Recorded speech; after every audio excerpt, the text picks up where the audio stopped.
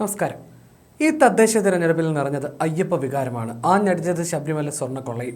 ഈ വാശിക്കിടെ ഇടതുപക്ഷം തകർന്നടിഞ്ഞു. കോൺഗ്രസും BJPയും ജയിച്ചു കയറി. ശബരിമലയിലെത്തുന്ന ഭക്തർ പിണറായി സർക്കാരിനെതിരെ വിധി എഴുതി. ഈ സാഹചര്യത്തിലാണ് ശബരിമല എന്ന പേരിലെ തദ്ദേശ വാർഡിലെ ഭരണം ശ്രദ്ധേയമാകുന്നത്. റാന്നി പെരുന്നാട് പഞ്ചായത്തിലെ 9ാം വാർഡിന്റെ പേര് ശബരിമല എന്നാണ്. പമ്പയും സന്നിധാനവും എല്ലാം ഉൾക്കൊള്ളുന്ന വാർഡ്.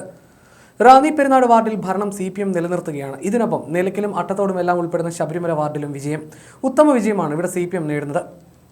ശബരിമല അയ്യപ്പന്റെ തദ്ദേശത്തിലെ പ്രതിനിധി PS ഉത്തമനാണ്. ഒരു പ്രത്യേകതയുമുണ്ട്. വാശിയേറിയ മത്സരമാണ് അവിടെ നടന്നത്. CPMന്റെ ഉത്തമനും അമ്പിളി സുജസും ഒരുപോലെ വോട്ട് നേടി. ശബരിമല മേൽശാന്തി തിരഞ്ഞെടുപ്പ് പോലെ വോട്ടെടുപ്പിലൂടെ പ്രതിനിധിയെ തിരഞ്ഞെടുത്തു. അതായത് ജനപ്രതിനിധികൾക്കൊപ്പം ഭാഗ്യവും വേണ്ടി വന്നു. നറുക്കെടുപ്പിലാണ് ഉത്തമൻ ശബരിമലയുടെ പ്രതിനിധിയായത്.